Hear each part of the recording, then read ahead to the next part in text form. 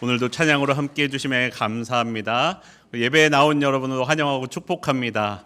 네, 성도가 없이 설교해 봤던 적이 있었던 경험이 있으니까 여러분이 이렇게 와주심에 또 얼마나 감사한지 모르겠습니다. 우리 함께 오늘 말씀 보도록 하겠습니다. 우리가 성경을 읽다 보면 이해하기 어려운 내용들이 있습니다. 바로 딱 알겠는 내용들도 있지만 바로 이해가 안 가는 부분들이 있습니다. 오늘 본문에 나오는 입다와 그의 딸에 대한 내용도 그런 편입니다. 또한 그렇기 때문에 우리가 입다와 그의 딸에 대하여 오해하고 있는 부분들도 있기도 합니다. 오늘은 설교이면서 성경 공부처럼 찬찬히 갈 테니까 한번 잘 따라와 주시기를 부탁드립니다. 처음 입다에 대하여 소개할 때 성경은 이렇게 말씀하였습니다. 기생, 창녀라 그랬죠. 창녀의 아들이었고 큰 용사였다. 입다의 아버지 길르앗의 다른 아들들은 입다가 아버지의 기업을 차지할 것을 염려하여 그 땅에서 쫓아내었죠. 그래서 입다는 형제들을 피하여 돕당이라는 곳으로 갔습니다. 그런 입다를 쫓아 잡류들, 비어있는 사람들, 자랑할 것 없는 사람들이 입다를 향하여 몰려들었습니다. 그러던 어느 날 이스라엘의 암몬 족속이 쳐들어오자 이스라엘은 암몬과 맞서서 싸울 사람을 찾았습니다. 길르앗의 장로들은 그래서 입다를 생각하고 입다를 찾아갔습니다. 사사기 11장 6절에 이렇게 말씀합니다. 입다에게 이르되 우리가 암몬 자손과 싸우려 하니 당신은 와서 우리의 장관이 되라 하니 라고 말씀합니다. 처음에는 길르앗의 장로들이 와서 싸우기 위한 장관, 지휘관이 되어달라고 이야기합니다. 그러자 입다가 이렇게 말씀하죠. 나를 쫓아낼 때는 언제고 환난을 당하니 나를 찾아오느냐. 그러니까 장로들이 다시 이야기합니다. 11장 8절입니다. 그러므로 길르앗 장로들이 입다에게 이르되 이제 우리가 당신을 찾아온 것은 우리와 함께 가서 암몬 자손과 싸우게 하려 함이니 그리하면 당신이 우리 길르앗 모든 주민의 머리가 되리라 하매 라고 말씀합니다. 단지 지휘관, 이번 전쟁에서만 세워진 지휘관이 아니라 이 지휘관만 되어달라고 하면 입다가 아무래도 오지 않을 것 같으니까 이 장로들이 다시 이야기합니다. 와서 싸워주면 당신이 우리 길르앗 모든 주민의 머리가 될 것이다, 지도자가 될 것이다, 왕이 될 것이다 라고 이야기합니다. 그러니까 입다가 이야기합니다. 만일 9절입니다. 여호와께서 그들을 내게 넘겨주시면 그러면 내가 과연 너희의 머리가 되겠느냐? 다시 한번 확인하는 것이죠. 장로들은 여호와가 증인 되시는 약속을 하며 입다와 장로들이 함께 길르앗 땅으로 돌아왔습니다. 백성들은 입다를 자기들의 머리와 장관으로 삼았습니다. 또 암몬과 싸울 때도 그 협상의 달인의 기질을 보입니다. 바로 전쟁에 나가지 않았습니다. 처음에는 말로써 묻습니다. 왜 이 땅을 치러 왔냐라는 것입니다. 여러분 왜 왔겠어요? 이 땅 차지하러 왔겠지. 차지하러 온 것이 당연한데 사람을 보내서 이야기합니다. 왜 왔느냐? 이 전쟁의 명분이 너한테 뭐냐라고 묻는 것입니다. 그러자 암몬 왕은 이스라엘이 애굽에서 올라올 때에 출애굽해서 올라올 때에 암몬 자손의 땅이었는데 너희가 이 땅을 차지한 것이다. 그러니까 돌려달라라고 이야기합니다. 이에 입다가 세 가지의 이유를 대며 반박합니다. 이스라엘은 모압 자손의 땅과 암몬 자손의 땅은 차지한 적이 없었다라고 이야기합니다. 이스라엘은 에돔과 모압의 땅을 지나서 해 뜨는 쪽으로 돌아서 동쪽으로 크게 돌아 아모리 족속 시온 왕의 땅을 지나서 왔다. 그것도 그냥 지나가려고 했는데 비켜주지 않아서 어쩔 수 없이 공격했고 차지했다라고 이야기합니다. 그리고 두 번째로 만약에 이스라엘이 빼앗은 것이라면 지난 300년 동안 우리가 힘이 약했을 때도 있고 너희가 강했을 때도 있는데 왜 이제까지 가만히 있다가 이제서야 돌려달라고 하느냐라고 이야기합니다. 그리고 마지막으로 이 땅을 차지한 것은 여호와 하나님께서 주신 것이니 너희도 너희 신이 주시면 그렇게 차지하지 않겠느냐. 이 세 가지 이유로 암몬 왕에 대하여 반박합니다. 하지만 암몬 왕은 입다가 말한 것을 듣지 않았습니다. 이제 암몬과 입다 사이의 전쟁, 암몬과 이스라엘 사이의 전쟁은 피할 수 없게 되었습니다. 여러분 우리가 성경을 보다 보면 우리가 관심 있어 하는 것과 성경이 말씀하고 싶어 하시는 것이 다른 경우가 있습니다. 왜냐하면 그것이 더 중요하기 때문에 그렇죠. 성경에서 대부분 중요한 것은 무엇이냐? 많은 분량을 차지하고 있는 것이 중요합니다. 이 전쟁에 있어서 어떤 사사의 전쟁은 전쟁 씬에 대하여 굉장히 자세하게 다루어 놓은 경우들이 있어요. 하나님이 그 전쟁 씬 가운데 어떻게 세세하게 역사하셨는가를 보여주는 전쟁도 있습니다. 그런데 오늘 본문 입다의 전쟁은 단 2줄로 끝납니다. 그 전쟁이 작다거나 규모가 작다거나 너무나 일방적이어서 그런 것이 아니라 오늘 본문의 관심사가 아니라는 것입니다. 대신 그 전쟁에 나아가는 입다의 모습과 그리고 전쟁에서 돌아온 입다의 모습을 더 많은 분량을 사용해서 우리에게 말씀해주고 있습니다. 그것이 더 중요하기 때문입니다. 그리고 우리가 오늘 본문을 보는 데 있어서 중요한 것은 사사기 전체적인 사사기의 관점은 무엇이냐? 사사기의 주제가 무엇입니까? 제가 여러 번 말씀드렸지만 사사들의 이야기를 통하여 이스라엘의 왕이 하나님이시다라는 것을 말씀해 준다라는 것이죠. 모든 사람이 왕이 없어서 자신의 생각대로 행하던 때에 하나님의 영이 임한 사사를 통하여 하나님이 왕 되심을 보여주는 말씀입니다. 그리고 오늘의 입다는 온전히 하나님의 뜻대로 순종하며 행하지 못한 모습을 보여줌으로써 하나님이 왕이신 것을 다시 한번 확인시켜 주는 것입니다. 하나님께 온전히 하나님을 왕으로 모시지 못하였기 때문에 비극을 맞이하게 된 것이죠. 오늘 입다의 모습을 통하여 우리 가운데 오늘도 역사하고 계시는 하나님을 만나기를 바랍니다. 여러분 이제 빨리 훅 지나왔지만 이제 본문 입다의 모습을 함께 보겠습니다. 사사기 11장 29절 말씀 함께 한 목소리로 읽어보도록 하겠습니다. 시작. 이에 여호와의 영이 입다에게 임하시니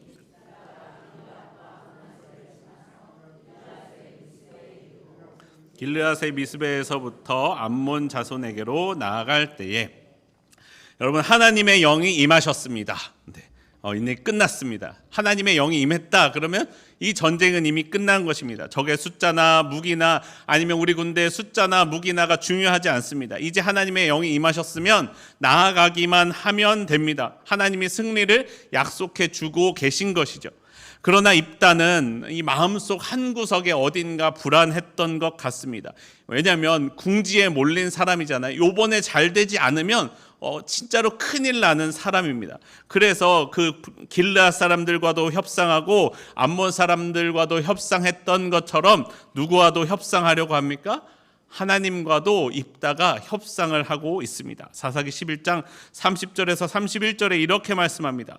그가 여호와께 서원하여 이르되 주께서 과연 암몬 자손을 내 손에 넘겨주시면 내가 암몬 자손에게서 평안히 돌아올 때에 누구든지 내 집 문에서 나와서 나를 영접하는 그는 여호와께 돌릴 것이니 내가 그를 번제물로 드리겠나이다 하니라.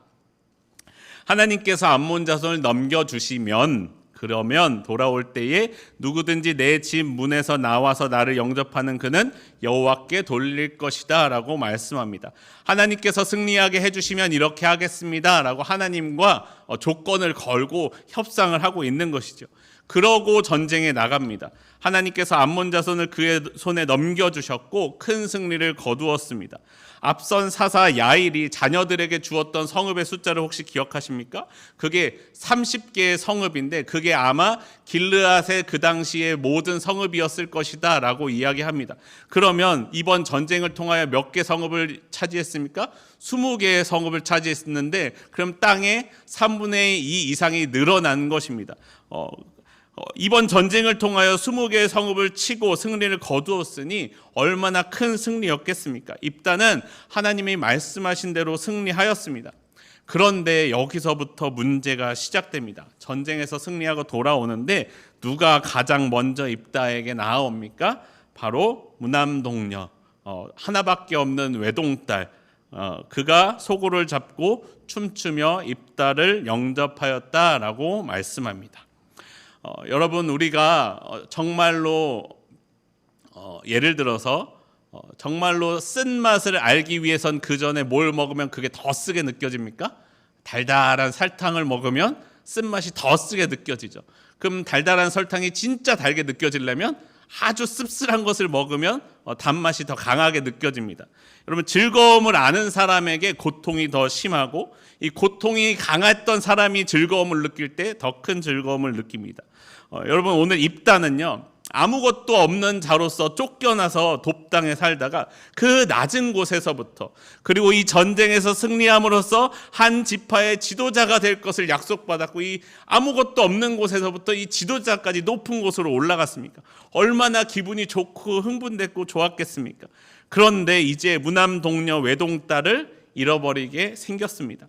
성경은 말씀하기를 천하를 얻고도 자기 목숨을 잃으면 무엇이 유익하리요? 라고 말씀하지만, 그런데 여러분 부모님들은 다 아시죠? 자녀들은 차라리 내가 아프면 아팠지, 차라리 내가 죽으면 죽었지, 잃어버리고 싶지 않은 그 아들, 내 목숨보다 귀한 둘도 아니고 하나밖에 없는 그 딸 아니겠습니까?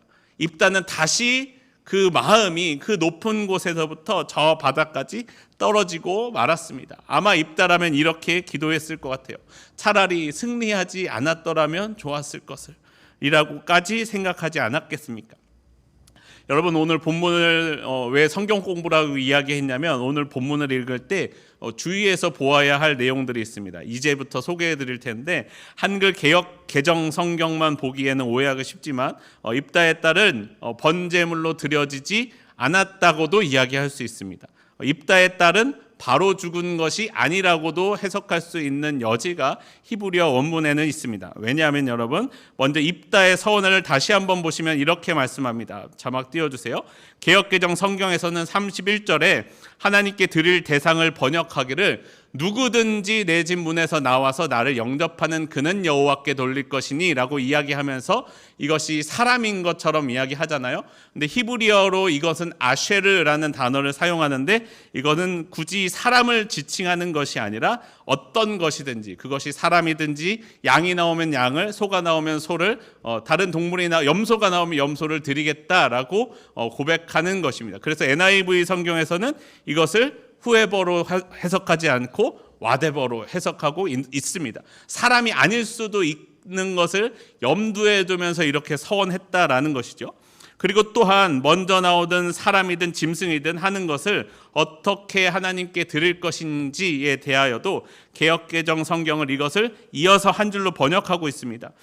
나를 영접하는 자를 여호와께 드리는데 번제물로 드리겠다라고 이어서 붙여서 해석하고 있습니다. 근데 히브리어 원어는 이렇게 해석할 여지도 있습니다. 나를 영접하는 자를 여호와께 드리겠습니다, 또는 번제물로 드리겠습니다. 접속사가 그리고로도 해석할 수도 있고 또는 이로도 해석할 수 있는 접속사로 연결되어 있기 때문에 사람이면 여호와께 돌리고 짐승이면 번제물로 드리겠다라는 의미로서 끊어서 해석할 수도 있는 여지가 있다라는 것이죠.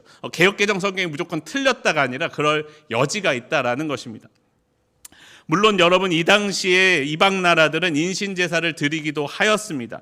열왕기상 11장, 열왕기하 3장, 열왕기하 16장에서도 그런 인신제사를 드리는 이방 모압의 모습들이 나오기도 합니다. 하지만 하나님은 성경에서 분명하게 말씀하시기를 사람을 제물로 드리는 것, 인신제사를 금지하고 있습니다. 신명기 18장 9절에서 11절에는 이렇게 말씀합니다.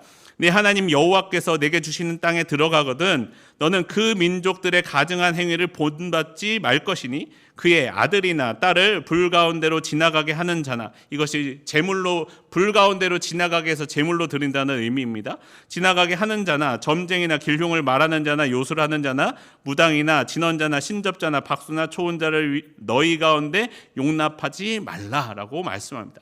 사람을 제물로, 아들이든 딸이든 사람을 제물로 드리는 것을 너희 가운데 용납하지 말라라고 말씀합니다. 그럼 만약에 사람을 하나님께 드리는 제사를 드렸다면 하나님이 기뻐하시겠어요? 그렇지 않겠어요? 그렇지 않았을 것이다 라고 말씀드릴 수 있습니다. 창세기를 보시면 가인의 제사에서 본 것과 같이 하나님은 하나님이 기뻐하시지 않는 제사는 받으세요? 안 받으세요? 받지 않으시는 모습을 볼 수 있습니다. 또한 입다가 이 서원을, 이 고백을 언제 하느냐? 하나님의 영이 임한 직후에 이 고백을 하고 있습니다.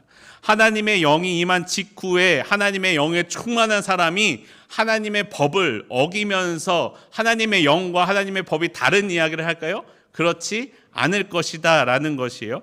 물론 연약함으로써 하나님과 협상을 하며 서원하는 것은 마치 하나님의 영이 임하고도 하나님을 완전히 신뢰하지 못하였던 기드온, 그 양털에 대하여 기도하였던 기드온의 모습과 같은 연약한 점이 보이기는 하지만 죄질 것을 약속하지는 않았을 것을 우리가 생각해 볼 수 있습니다. 그래서 어떤 학자들은 우리 개역 개정 성경이 해석하고 있는 것처럼 입다의 딸을 번제로 드렸다라고 해석하기도 하지만, 또 다른 학자들은 이렇게 해석하기도 합니다. 이 본문을 딸을 번제로 드린 것이 아니라 하나님의 성막에서 성막 돕는 일을 하는 이로써 드려진 것이다 라고 해석을 하기도 합니다. 이렇게 될 때 우리에게 의문이 드는 본문인데, 목사님 여기가 좀 이상한데요? 라고 말씀하실 수 있는 본문이 있는데, 뒤로 넘어가시면 바로 37절부터 39절까지의 말씀입니다. 여기 반복되는 구절들이 있는데, 화면 띄워주세요. 내가 내 여자친구들과 산에 가서 나의 처녀로 죽음을 인하여 애곡하겠나이다. 또 38절에서는 산 위에서 처녀로 죽음을 인하여 애곡하고, 또 39절에서는 딸이 남자를 알지 못하였더라. 이것이 이스라엘의 관습이 되었다라고 말씀합니다. 오늘 본문 세 개 본문에서 나오는 처녀로 죽음을 인하여와 39절에 나오는 남자를 알지 못하였더라 라는 단어는요, 히브리어 알 베투림이라는 단어를 사용하면서 같은 단어를 사용합니다. 그러니까 나의 처녀로 죽음을 인하여와 남자를 알지 못하여가 같은 단어라는 거예요. 다시 말하면 본문에는요, 죽음이라는 단어가 나오지 않습니다. 여러분 성경책에 혹시 그런 성경책이 여전히 남아있을지 모르겠는데, 어떤 성경책에는 이 죽음이라는 단어를 다른 글자로 표현해 놨거나, 아니면 색깔을 다르게 했다거나 크기를 다르게 했다거나, 아니면 기울여 놨다거나 이런 식으로 표현해 놓은 단어들도 있습니다. 혹시 이것을 못 믿으시겠으면 우리 대한성서 공회 홈페이지에 들어가시면 사사기 오늘 이 본문을 찾아보시면 이 죽음이라는 단어가 작게 써져 있는 것을 볼 수 있어요. 왜냐하면 이것이 성경 원문에 그대로 나오는 단어가 아니라 이 성경을 번역하는 사람이 그러한 뜻으로서 의역을 해서 넣어놓은 표현이기 때문에 그렇습니다. 원문에는 이것이 없고 처녀됨을 애곡하였다, 처녀성을 인하여 슬퍼하였다라는 표현으로 나와 있습니다. 이것이 맞다고 뒷받침할 수 있는 또 다른 근거는요, 입다의 딸이 죽었다면 어떻게 죽었겠어요? 번제로 드려져서 죽었을 것이잖아요. 근데 뒤에 가면 번제 얘기가 나와요, 안 나와요? 나오지 않습니다. 번제로 드려졌다는 것이 얼마나 중요한 문제예요. 근데 번제로 드려졌다, 번제에 관한 말씀이 나오지 않습니다. 3번이나 반복되는 표현 중에 한 번쯤은 번제에 대한 이야기가 나와 주어야 되는데 나오지 않는다라는 것입니다. 조금 빠른가요? 네, 말이 원래 조금 빨라서 제가 늘 담임 목사님께도 말 좀 천천히 하라고 지적을 받는데, 그래도 따라오실 수 있으시겠죠?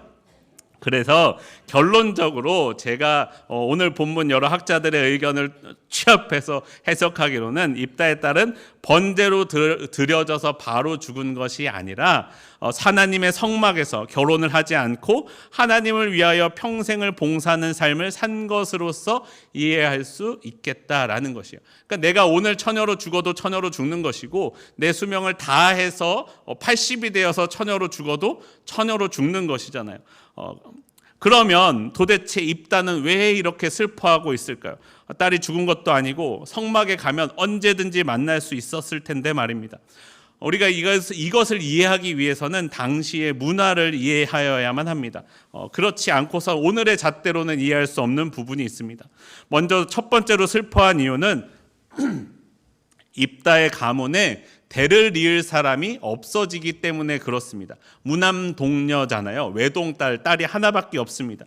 딸이 하나밖에 없어서 어차피 아들이 없지 않습니까? 여러분, 그 당시에 이스라엘은요, 대릴사위라는 제도가 있었어요. 우리도 예전에 있잖아요. 딸밖에 없으면 사위를 데려와서 사위가 어느 집안 사람이 돼요? 그 여자 집안 사람이 그냥 되는 거예요. 그런 대릴사위 제도가 이스라엘에도 있었어서 남자를 데려와서 그 집안을 잇게 하는 방법이 있었습니다. 근데 하나밖에 없는 딸을 하나님께 드려지게 됐으니, 결혼을 못하게 되었으니 입다는 마치 이 길르앗 지파에서 왕처럼 행동하게 되었지만 그 영광을 이어 누릴 집안의 후손이 없어지게 된 것입니다. 입다의 가문이 끊어지게 된 것이에요. 그로 인하여 슬퍼하였음을 알 수 있습니다.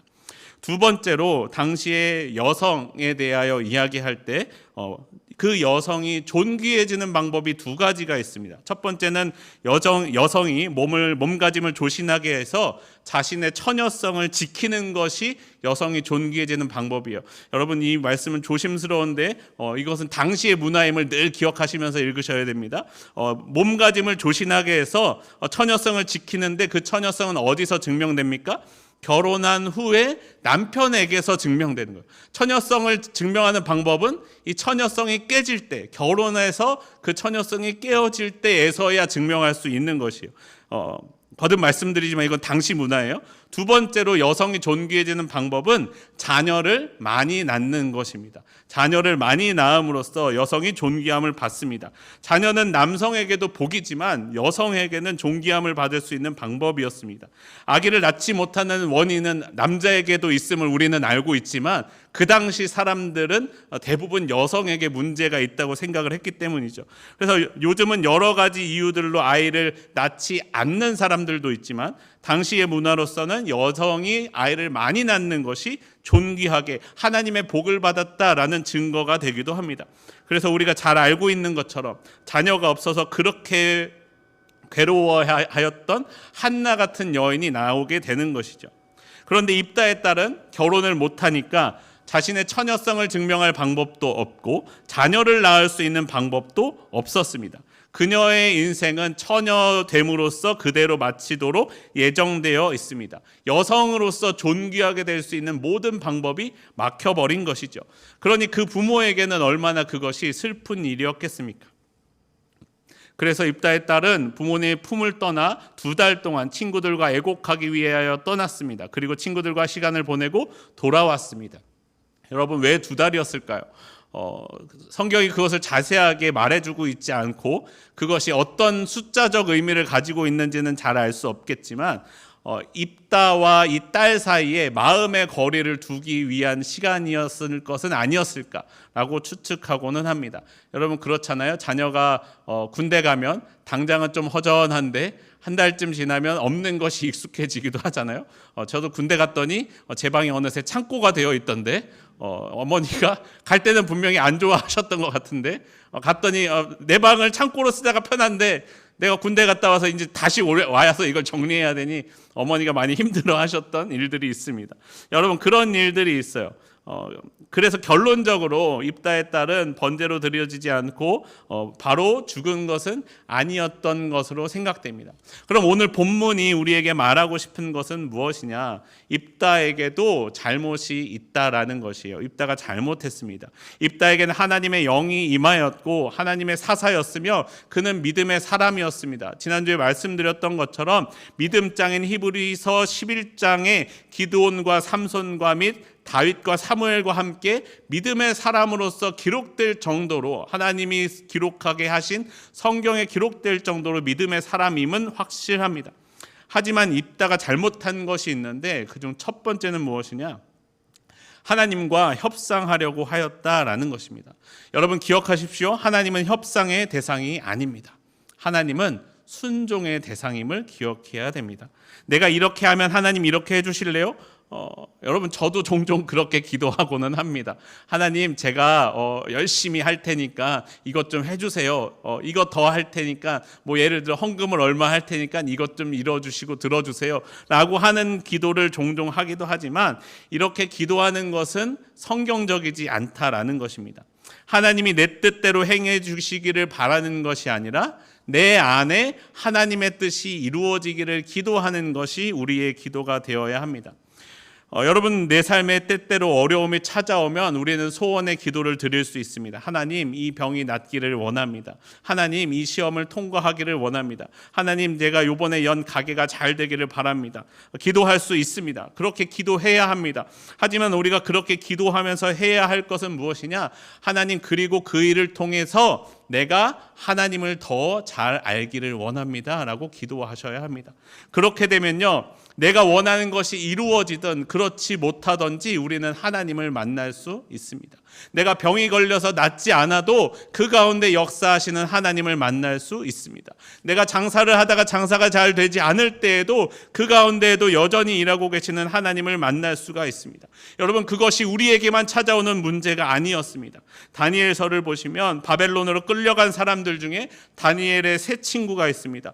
제가 늘 이 원래 히브리식 이름이 입에 붙지 않고 바벨론식 이름만 입에 붙어 있는데 사드락과 메삭과 아벳느고가 있습니다.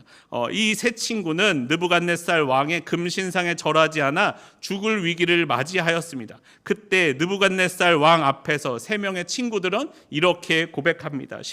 다니엘서 3장 17절과 18절 말씀입니다. 왕이여, 우리가 섬기는 하나님이 계시다면 우리를 맹렬히 타는 풀무불 가운데에서 능히 건져내시겠고 왕의 손에서도 건져내시리이다. 그렇게 하지 아니하실지라도 왕이여, 우리가 왕의 신들을 섬기지도 아니하고 왕이 세우신 금신상에게 절하지도 아니할 줄을 아옵소서. 여러분, 이것이 우리의 기도가 되어야 합니다. 내가 바라는 것이 이루어지기를 간절히 기도하십시오. 그런데 그것이 이루어지지 않을지라도, 그리하지 않으실지라도 하나님은 나에 대하여 내 삶에 나보다 더 크고 위대하고 중요한 계획을 가지고 계심을 신뢰하며 나아가시기를 바랍니다. 여러분, 내 삶을 찾아오는 시험과 곤란한 일 가운데에도 여전히 역사하고 계시는 하나님이십니다. 내가 만나는 모든 일을 통하여, 그것이 좋은 일이든 나쁜 일이든 그 일을 통하여 하나님과 만나 하나님께 순종하며 온전한 하나님의 백성으로 살아가는 저와 여러분의 삶이 되기를 바랍니다. 입다가 행했던 두 번째 잘못은 자신은 희생하려고 하지 않았다라는 것입니다. 아까 말씀드렸던 것처럼 자신의 목숨보다 귀한 딸 아니겠습니까?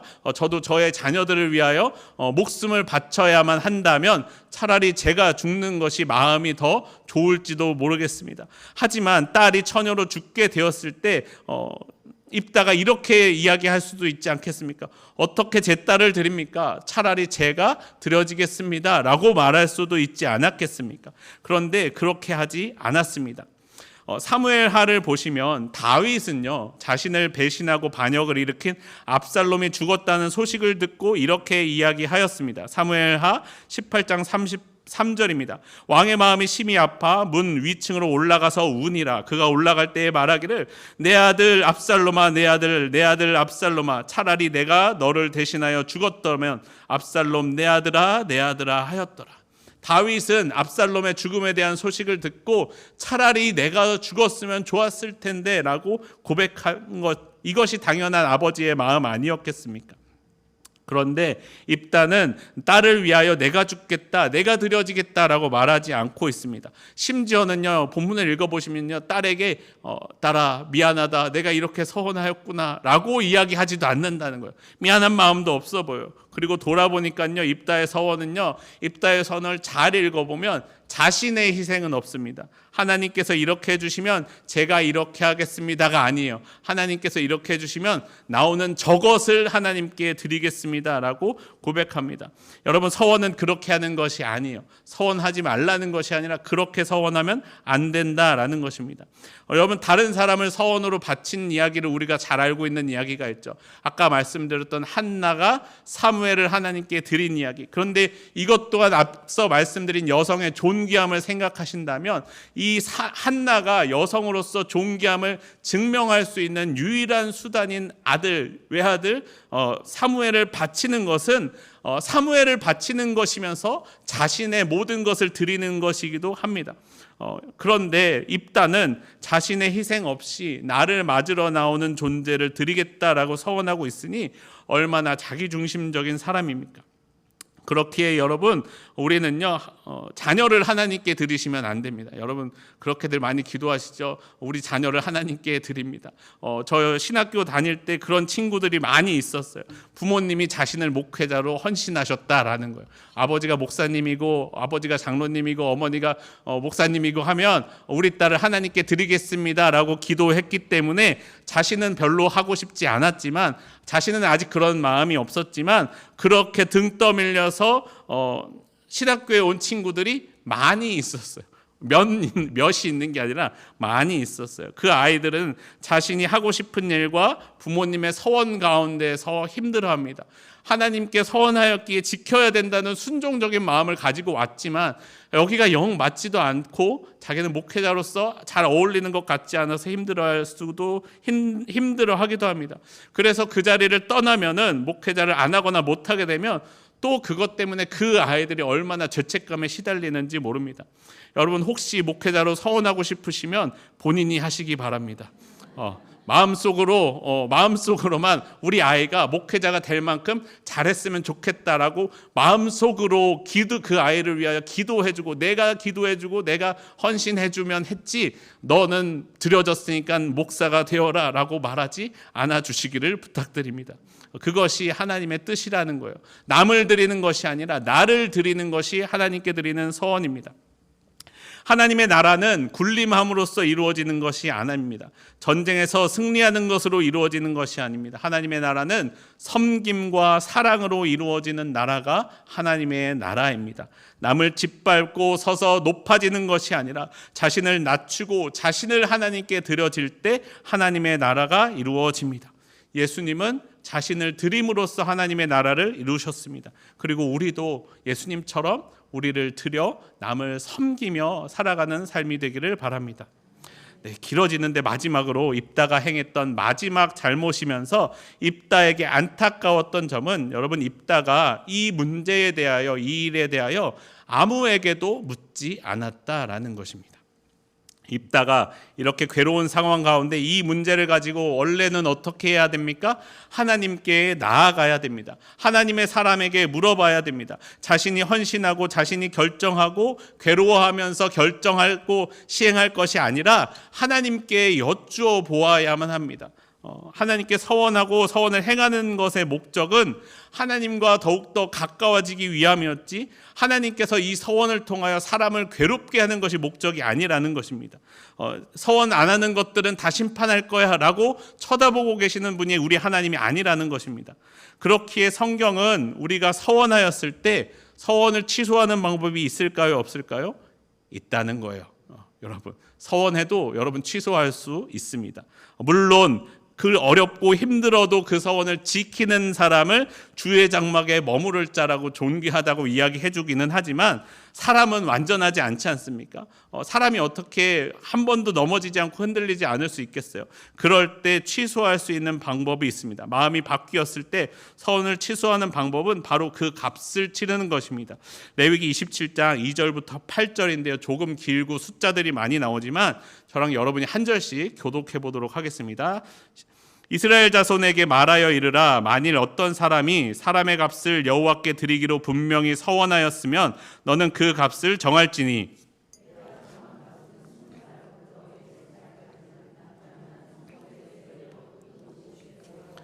여자면 그 값을 30세겔로 하며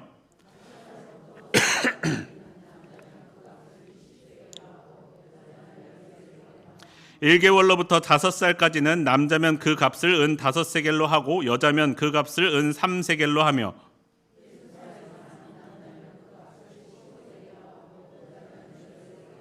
8절 함께 읽겠습니다. 그러나 서원자가 가난하여 내가 정한 값을 감당하지 못하겠으면 그를 제사장 앞으로 데리고 갈 것이요 제사장은 그 값을 정하되 그 서원자의 형편대로 값을 정할지니라. 성경은 우리에게 말씀하기를 아주 세세하게 나이대와 성별에 맞춰서 어느 정도의 값을 치러야 되는지를 이야기해주고 있고 그건 또 기준일 뿐이고 그 사람의 형편과 처지와 상황에 따라서 제사장이 그 값을 조정해 줄 수 있도록 우리에게 가르쳐주고 있습니다. 여러분 우리 하나님은요 뜻을 돌이키시는 분이에요. 우리가 하나님께 간절히 기도하고 하나님은 우리에게 하나님께 간절히 구하면 심판도 내리려다가 멈추시는 분이 우리 하나님이시잖아요. 심판을 미루시는 하나님입니다. 그렇게 괴로우면 이것 때문에, 이 문제 때문에 괴로우면 하나님께로 나아가서 제사장에게 나아가서 상의하고 그 값을 치루었으면 되었을 것을 그 무남동녀 외동딸을 처녀로 삶을 마무리하도록 하나님께 드렸던 것입니다. 입다가 이것을 잘 알면서도 그래도 어떻게 내가 지도자된 자로서 어떻게 그렇게 취소하냐라고 했는지는 우리가 알 수 없지만, 제가 생각하기로는 아마 입다는 그런 것을 모르지 않았을까. 입다가 역사는 잘 아는데 율법은 잘 몰랐던 것은 아닐까 생각해 봅니다. 입다는 하나님의 뜻을 돌이키시는 하나님에 대하여 알지 못했던 것 같습니다. 이것은 입다의 잘못이면서 당시 시대의 문제였습니다. 사사기에 반복해서 내는 표현, 아까 처음에도 말씀드렸죠. 전체를 마무리하면서 이렇게 말씀합니다. 사사기 21장 25절에 그때에 이스라엘의 왕이 없으므로 사람이 각기 자기 소견에 오른 대로 행하였더라. 그때에 이스라엘의 왕이 없어서 각기 자기 소견에 오른 대로 행하였습니다. 그렇기에 이스라엘에는 참 왕이신 하나님이 필요했습니다. 그리고 이것은 사람이 스스로의 삶을 지킬 수 없음을 말해줍니다. 이스라엘에는 하나님의 도우심이, 하나님이 보내신 사람, 하나님의 메시아가 이 이스라엘 가운데 필요함을 다시 한번 강조해서 가르쳐주고 있는 것입니다. 여러분, 예수님은 오늘 나의 가운데 하나님의 나라를 이루어가게 해주십니다. 내가 할 수 없는 그 일이 예수님과 함께함으로 가능해집니다. 예수님께 묻고 기도하며 순종하며 나아가면 내 삶에 하나님의 나라가 이루어집니다. 주님은 보혜사 성령님을 보내주셔서 그 길 가운데 살아갈 수 있도록 지금도 저와 여러분 가운데 역사하고 계십니다. 사랑하는 성도 여러분, 사사 입다는 믿음의 사람이었지만 그의 삶에 비극을 맞이하였습니다. 오늘날 우리는 입다의 삶을 교훈 삼기를 바랍니다. 우리의 삶이 비극을 맞이하지 않기를 바랍니다. 내 삶이 하나님께 순종함으로 나아가고 예수님을 따라 섬기며 살며 우리에게 보내주신 성령님께 물으며 성령님과 함께 걸어갈 때 내 삶을 통하여 하나님의 나라가 이루어질 것입니다. 하나님의 나라를 이루어가는 저와 여러분의 삶이 되기를 소원합니다. 우리 함께 찬양하고 기도하겠습니다. 주의 손에 나의 손을 포개고 우리 함께 찬양하고 기도하겠습니다.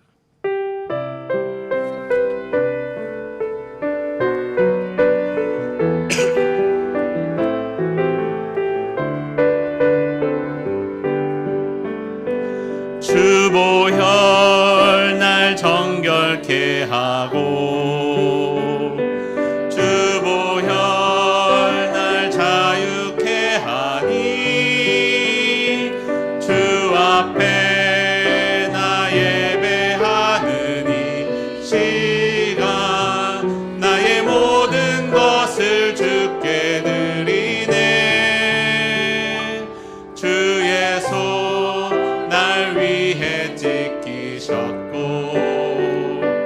주의 발 날 위해 박히셨으니 이제는 내가 사는 것이 아니요 오직 주를 위해 사는 것이라.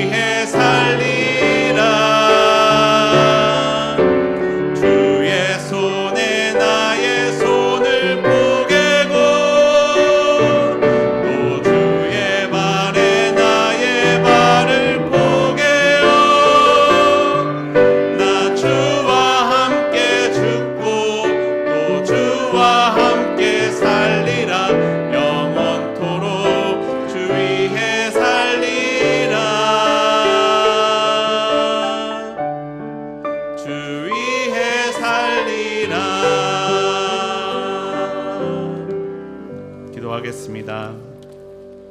오늘도 나를 주님의 길로 부르신 하나님 감사합니다. 내가 주님께 믿음의 자녀로 살아가게 하여 주시옵소서. 하나님, 내가 온전히 주님 붙들고 주님 말씀에 순종하며 나아갑니다. 나로서는 할 수 없는 그 순종을 예수님과 함께 이루어갑니다. 주여, 오늘도 주님의 성령을 내게 보내사 그 일 능히 감당할 수 있는 능력 내게 주시옵소서. 오늘도 나와 함께 하시며 내 삶에 역사하시는 우리 주 예수 그리스도의 이름으로 기도합니다. 아멘.